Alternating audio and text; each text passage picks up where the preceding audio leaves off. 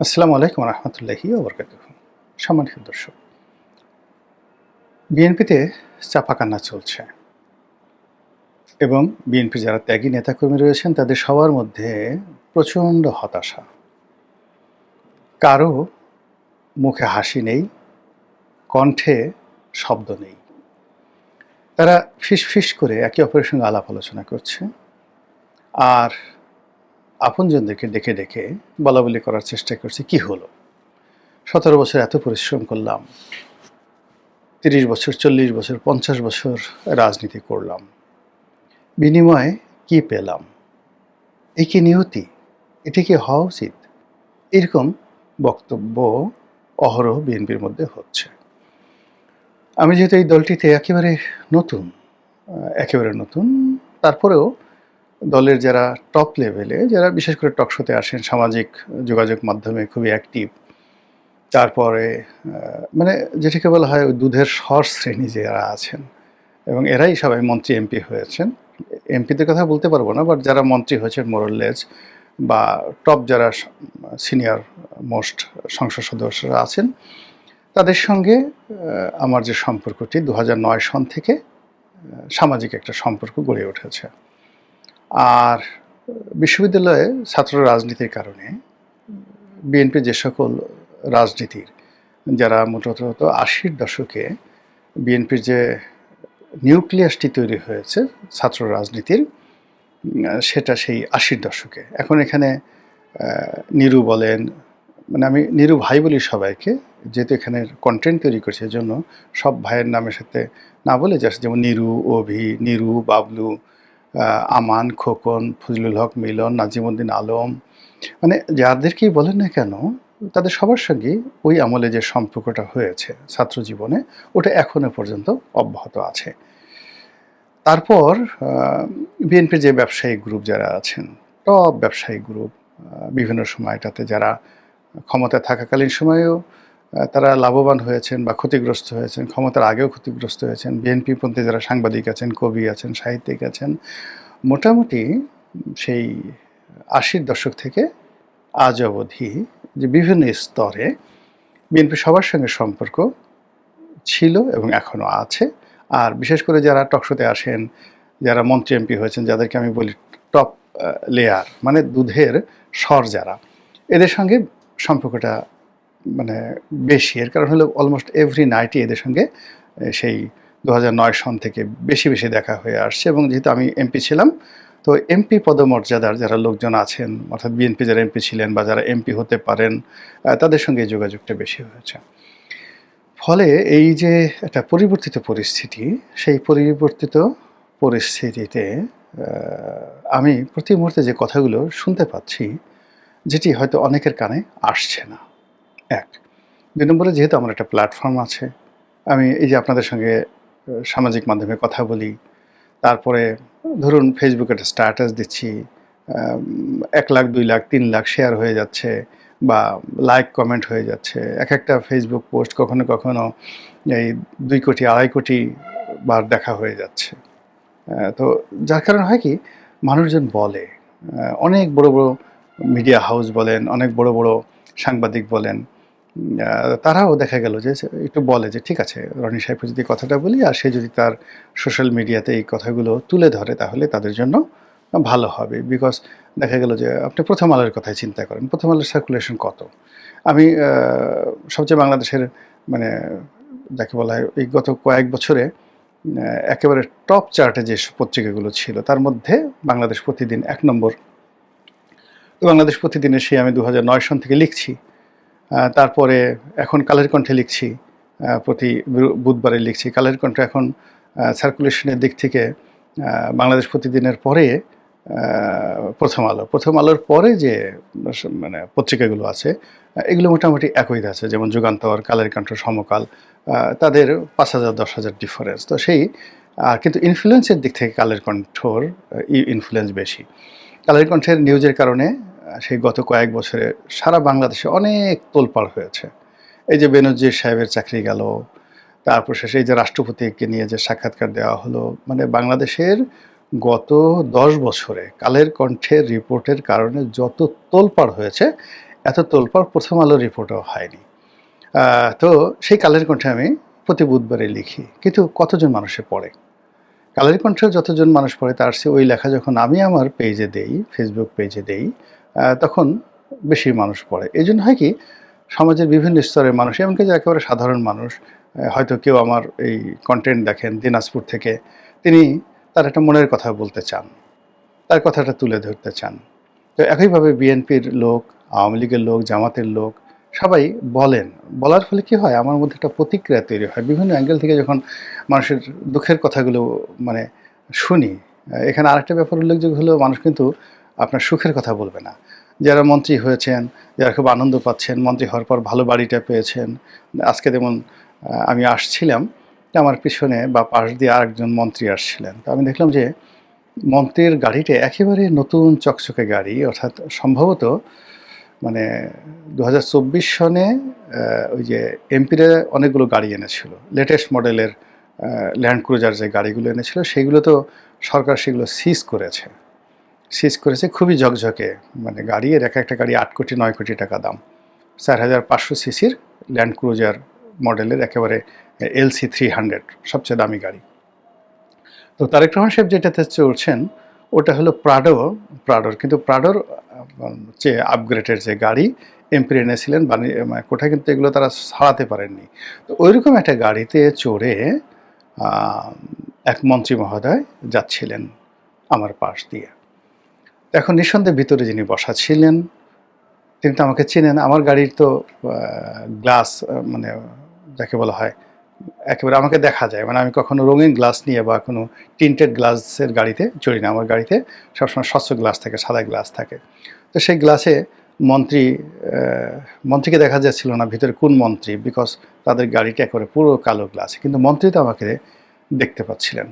কিন্তু যদি এখন এখানে বিএনপির যে কজনই মন্ত্রী থাকেন না কেন, মোরালের সবার সাথে আমাদের এমন সম্পর্ক, যদি এই যে লোক গাড়িতে করে গেলেন সে যদি অন্য সময় যাইতো, তো অনেক দূর থেকে সে তার গ্লাস নামাতেন, তারপর জোরে একটা ডাক দিতেন, রনি ভাই আসসালামু আলাইকুম, কেমন আছেন। এখানে একটা কথা বলি, এই মন্ত্রী পরিষদে হাতে গোনা দুই একজন, যেমন টুকু ভাই আছেন, তুমি তুমি করে বলেন, আমাকে অনেক আগের থেকে ছাত্রলীগ করতেন, বঙ্গবন্ধু পরিবারের সদস্য, সেই সুবাদে। আর মোরাললেস কিন্তু সবার সাথে আমার সম্পর্ক কিন্তু আপনি সবাই মানে যত সিনিয়র হন না কেন, ইভেন মঈন খান সাহেবের মতো মানুষও কিন্তু আপনি আপনি করে কথা বলেন, আব্দুল আল মিন্টু সাহেবের মতো মানুষ রনি ভাই করে কথা বলেন। তো ওই জন্যই বললাম যে অন্য সময় হলে গ্লাসটা নামানো হতো, তারপরে শেষে ইভেন টুকু ভাই বিদ্যুৎ মন্ত্রী যিনি হয়েছেন তিনিও যদি দেখতেন গাড়ি নামে বলতেন, রনি কেমন আছো ভাই, কোথায় আছো, কেমন আছো, বা রনি ভাই কেমন আছেন, এই কথাগুলো তারা বলতেন। কিন্তু আজকে যেটা দেখলাম সেটা হলো মন্ত্রী মহোদয়ের গ্লাস নামলো না। আমিও ওর ভয়ে কোন মন্ত্রী সেদিকে তাকানোর চেষ্টা করলাম না, আমিও স্বাভাবিকভাবে আমার গাড়িতে করে আমি সেই মন্ত্রীপাড়ার ভিতর দিয়ে আসছিলাম। তো এইরকম যে ঘটনা, সেই ঘটনাগুলো কিন্তু ঘটছে। তো ঘটার পরে হলো কি, কিছুটা হলেও আমরা যারা লোকজন আছি, এই যে আমি কথাটা বললাম যে আমি তো মন্ত্রীর গাড়ির দিকে তাকালাম, আমি আশা করছিলাম যে মন্ত্রী গ্লাস নেমে জিজ্ঞেস করবেন বা অন্য সময়ের মতো একটা হাক ডাক দিবেন, রাস্তায় দেখা হলে দৌড়ে চলে এসে হ্যান্ডশেক করবেন, কোলাকুলি করবেন, যেটা গত সেই ২০০৯ সন থেকে হয়ে আসছে। আমার সাথে যে জিনিসগুলো হচ্ছে একইভাবে তো বিএনপির যারা ত্যাগী নেতাকর্মী আছেন তাদের সঙ্গে হচ্ছে, আর তাদের সঙ্গে আরও বেশি হচ্ছে। এখন ধরুন আমানুল্লাহ আমান মন্ত্রী হননি, তারপর খায়রুল কবির খোকন মন্ত্রী হননি, এরপর গয়েশ্বর বাবু মন্ত্রী হননি, মির্জা আব্বাস মন্ত্রী হননি, আর অন্যদিকে ধরুন ববি হাজ্জাজ মন্ত্রী হয়েছে, এহসানুল হক মিলন মন্ত্রী হয়েছেন, তারপরে শেখ রবিউল মন্ত্রী হয়েছেন, আর অনেকে মন্ত্রী হয়েছেন যাদের নামও হয়তো আমি জানি না। এমনকি তারেক রহমান সাহেবের ওই যে বিএনপির যে বাড়িটা, যে বাড়ির যে লোক মালিক বাড়ির, গুলশানের যে চেয়ারপারসনের কার্যালয়, সেই বাড়ির মালিকও মন্ত্রী হয়েছেন, তাও কি গ্রাহাম মন্ত্রী। Still I could not remember his name even. এখন এরকম অনেকে মন্ত্রী হয়েছেন। এখন তাদের সঙ্গে যখন বিএনপির শামসুজ্জামান দুদু, আসাদুজ্জামান রিপন, তারপরে সৈয়দ আশিফ আশরাফি পাপিয়া, কিংবা ধরুন রুহুল কবির রিজভি, তারপরে আরও অনেকে, এরকম সবার নামই তো বলা যেতে পারে, মানে যাদের সঙ্গে গত ১৭ বছরে বিএনপি নেতাকর্মীর সঙ্গে একটা প্রাণের হৃদম তৈরি হয়েছে, সেই সমস্ত নেতা যারা আছেন, ত্যাগী যারা নেতা, তারা আসলে কেউই এই সরকারের সুবিধাভোগী নন। অনেকে মন্ত্রী হয়েছেন। যেমন ধরেন জহিরুদ্দিন স্বপন মন্ত্রী হয়েছেন। তারপর এহসানুল হক মিলন সাহেব মন্ত্রী হয়েছেন। কিন্তু আমার কাছে মনে হচ্ছে না যে তারা স্বাধীনভাবে কোনো কাজ করতে পারছেন বা পারবেন। বরং উঠতে বসতে তারা তাদের প্রতিমন্ত্রী, তাদের উপদেষ্টা, তারপরে তারেক রহমান সাহেবের ঘনিষ্ঠ যে সমস্ত লোকজন আছে তাদের দ্বারা এতটা ডিকটেটেড হবেন, এতটা কন্ট্রোলড হবেন, এতটা ডাইরেক্টেড হবেন, dictated, directed, controlled and by influenced, এতটা প্রভাবান্বিত হবেন যে তারা যেটা কু করে শব্দ করবেন, কা করে শব্দ করবেন, উহা করে শব্দ করবেন, সেই জিনিসটা থাকবে না। আর জাস্ট অবসর সময় যখন একটু সময় পাবেন তখন তারা চিন্তা করবেন এ কী হলো, হায়, হতাশা, ফ্রাস্ট্রেশন, দীর্ঘশ্বাস। তাদের অনেকের দেখবেন যে শরীর স্বাস্থ্য খুব দ্রুত 1-2 মাসের মধ্যে নষ্ট হয়ে যাবে এবং অনেকে ঘন ঘন চিকিৎসা নেওয়ার জন্য দেশের ভিতর বা বাইরে দৌড়াদৌড়ি করবেন। তো যেটা বলছিলাম যে বিএনপির মধ্যে একটা চাপা কান্না তৈরি হয়েছে। সেই চাপা কান্না হলো যে এমন সব মানুষ ক্ষমতার সম্মুখ সারিতে চলে আসছে যাদের হয়তো ক্ষমতা আসা উচিত ছিল কিন্তু এতটা সামনে নয়, অথবা তাদের হয়তো ক্ষমতা আসাই উচিত ছিল না, মন্ত্রী হওয়া উচিত ছিল না, এমপি নমিনেশন পাওয়াই উচিত ছিল না, বাট এই মানুষগুলো তারা ক্ষমতাধর হয়ে পড়েছেন। এটা হলো বাস্তবতা। 2 নম্বর হলো যে যেই মানুষগুলো আবার ক্ষমতাধর হয়েছেন তাদের মধ্যে কয়েকটা গ্রুপ আছে। সবচেয়ে অভিজাত গ্রুপ, এলিট গ্রুপ, এসএসএফ এর মতো, মানে জাস্ট লাইক দেয়ার পাওয়ার লাইক এসএসএফ, বা ধরুন তারা রয়্যাল মিলিটারির মতো, মানে ব্রিটেনের যে রাজার যে চৌকুশ বাহিনী থাকে রয়্যাল মিলিটারি, সেই রয়্যাল মিলিটারির মতো যে পাওয়ার যাদের আছে, তাদের কোনো পদ থাকুক, পদবি থাকুক, যা কিছু থাকুক, ডাজ নট ম্যাটার। এখন এদের পাওয়ারটা হলো, তাদের ক্যাটাগরি হলো তারা প্রথমত লন্ডন থেকে এসেছেন, দ্বিতীয়ত হলো তাদের সঙ্গে ভাইয়া, ভাবি অথবা ভাতিজি সম্পর্ক ভালো। ভাতিজি পছন্দ করেন, ভাইয়া পছন্দ করেন, ভাবি পছন্দ করেন।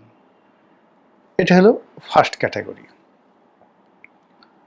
দ্বিতীয় ক্যাটাগরিটা হলো যে বাড়ি বগুড়া, বাড়ি সিলেট, মানে জাইমা রহমান, তারেক রহমান সাহেবের পৈতৃক ঠিকানা বগুড়া, আর জাইমা রহমানের নানা বাড়ি, জুবাইদা রহমানের বাপের বাড়ি, জনাব তারেক রহমান সাহেবের শ্বশুর বাড়ি কোথায়, আপনার সিলেট। ফলে এই অঞ্চল থেকে যদি কোনো মানুষ লন্ডনে থেকে থাকেন বাড়ি এই 2 এলাকাতে, ও মাই গড, মানে তারা যতই ভদ্রতা দেখান, যতই বিনয় দেখান, কিন্তু বিএনপির ওই ত্যাগী নেতা যারা আছেন ভয়ে থরথর করে কাঁপছেন যে ওদিকে যাওয়া যাবে না, তাকানো যাবে না, ওদিকে তাকালে মানে চোখ জ্বলে যাবে, ওদিকে তাকালে মানে শরীর থরথর করে কাঁপে, শরীরে মানে বিদ্যুৎ তরঙ্গ প্রবাহিত হয়ে যাবে, এইরকম একটা ভয় তাদেরকে দেখলে। এই গ্রুপটা হলো একেবারে রয়্যাল গ্রুপ। আচ্ছা, দ্বিতীয় আরেকটি গ্রুপ আসছে, এটা আওয়ামী লীগ জমানায় এদেরকে বলা হতো হাইব্রিড, এদেরকে বলা হতো হাইব্রিড, আর এদেরকে বলা হতো কাউয়া গ্রুপ। এখন এরা যে কিভাবে এলো, কেন এলো, কার বদৌলতে এলো, এটা বিএনপির যারা ত্যাগী নেতাকর্মী তারা বুঝতে পারছেন না। হঠাৎ করে মানে বড় একটা মন্ত্রণালয় পেয়ে গেছে, উপদেষ্টা হয়ে গেছে, কিন্তু কিভাবে হলো? এরা তো তারেক রহমান সাহেবের সাথে লন্ডনে এরকম যোগাযোগ ছিল না, এদের বাড়ি বগুড়াও না, এদের বাড়ি সিলেটও না, এদের সঙ্গে ভাইয়ার সাথে, ভাবির সাথে, ভাতিজির সঙ্গে কোনো সম্পর্ক নাই। এমনকি এদের সঙ্গে আরাফাত রহমান কোকো সাহেবের যে স্ত্রী, তারও কোনো যাকে বলা হয় পরিচয় নেই। এখানে তো দেখা গেল যে আরাফাত রহমান কোকো সাহেবের স্ত্রীর সাথে ধরেন 2-4 জনের সম্পর্ক আছে, তাদেরকেও কিন্তু বিএনপির লোকজন পাত্তা দিতে হয়েছে, এতে কোনো সন্দেহ নেই। যেমন বিগত নির্বাচনে মিলন সাহেবকে, এহসানুল হক মিলন, তাকে মনোনয়ন না দিয়ে ওখানে যাকে মনোনয়ন দেওয়া হয়েছিল বলা হয়ে থাকে যে তিনি সেই শর্মিলী রহমানের রিকমেন্ডেড ছিলেন, তিনি ভাইয়াকে বলেছিলেন, অর্থাৎ জনাব তারেক রহমান সাহেবকে রিকোয়েস্ট করেছিলেন, এজন্য তিনি মনোনয়ন পেয়েছিলেন, এজন্য এহসানুল হক মিলনকে মনোনয়ন দেওয়া হয়নি। শোনা কথা, বাস্তবতা জানি না। তো এরকম যে গ্রুপটি আসছে এরকম কোনো কানেকশন নেই, কারোর সাথে কোনো কানেকশন নেই। এই গ্রুপটি হলো কাউয়া গ্রুপ, হাইব্রিড গ্রুপ এরকম। এরপরে আরেকটা গ্রুপ রয়েছে যারা হলো অতিথি পাখি। অতিথি পাখি মানে কি বলবো, মাইগ্রেটেড বার্ড। যেমন আওয়ামী লীগ জামানাতে যাকে বলা হয় এহসান হক মিলন ছিলেন, না সরি, আওয়ামী লীগ জামানাতে, সরি, মিলন ভাই আমার খুব ঘনিষ্ঠ বন্ধু, বারবার শুধু মিলন ভাইয়ের নাম এসে যায়। সেটা হলো আওয়ামী লীগ জামানাতে ছিলেন ইনু ভাই, হাসানুল হক ইনু। এহসানুল হক মিলন আর এহসানুল হক হাসানুল হক নামে, যেহেতু আমি স্ক্রিপ্ট ছাড়া কথাগুলো বলছি রেডিমেড, তো এহসানুল হক মিলনের পরিবর্তে হাসানুল হক ইনুর নাম চলে আসে, বা ইনুর পরিবর্তে মেনন এর নাম চলে আসে। তো এখন আওয়ামী লীগ জামানাতে ইনু ভাই ছিলেন, মেনন ভাই ছিলেন, তারপরে শেষে ওই যে আর একজন ছিলেন, আরও বেশ কয়েকজন ছিলেন। তো এদের খুব দাপট ছিল, বিভিন্ন রকম দাপট ছিল। তো এই জন্য এদেরকে দেখে সবাই বলতো সূর্যের চাইতে বালির তাপ বেশি। এই জমানাতে একই অবস্থা হয়েছে। হঠাৎ করে কিছু মাইগ্রেটেড বার্ড চলে আসছে। কেউ হয়তো অন্য দল থেকে আসছে, কেউ নিজের দল নিয়ে, দলবল নিয়ে আসছে, কেউ জোট সঙ্গী হিসেবে আসছে। তারা ক্ষমতা দেখাচ্ছে না, তারা ভালো মানুষ, দলের জন্য মানে এই জোটের জন্য অনেক কিছু করছে, কিন্তু বিএনপির যারা ত্যাগী নেতা কর্মী তাদের তো মন মানছে না, তাদের মন মানছে না। তারা বলে যে আরে ও কয়দিন জেলে খাটছে, ও দলের জন্য কি করেছে, 17 বছর আমি এইভাবে জেলে গেছি, 200 মামলা খেয়েছি, আমি 40 বছর যাবত এই দলে রাজনীতি করছি, আমার কিছু হলো না, আর ওই মাইগ্রেটেড বার্ড হঠাৎ করে সাইবেরিয়া থেকে আসলো, এসেই এরকম একটা অবস্থা করে ফেললো। এটা কি হলো, হায় হায় হায়, দুনিয়া থেকে বিচার নাই। তারা এভাবে কিন্তু যাকে বলে হাপিত্যেশ করছেন। এর বাইরে আরও অনেক কিছু ঘটছে দলের মধ্যে এই অল্প সময়ের মধ্যে, যার কারণে বিএনপির মধ্যে কিন্তু এক ধরনের চাপা ক্ষোভ, চাপা উত্তেজনা, অস্থিরতা, এবং যারা পারছেন না তারা বোবা কান্না করছেন। এটা রসায়ন কেমন হবে, পরিণতি কেমন হবে, এটা নির্ভর করবে এই যে মন্ত্রিপরিষদ যারা আছেন তারা যদি সবাই সফল হন, সবাই যদি জনাব তারেক রহমান সাহেবের হাতকে শক্তিশালী করেন, এবং সরকার যদি স্থায়ী হয়, তাহলে হয়তো এই যে চাপা ক্ষোভ, চাপা কান্না, এটা কিছুটা হলেও কমে যাবে। মহান আল্লাহ আমাদের সবাইকে হেদায়েত দান করুন এবং হেফাজত করুন। আসসালামু আলাইকুম ওয়া রাহমাতুল্লাহি ওয়া বারাকাতুহু।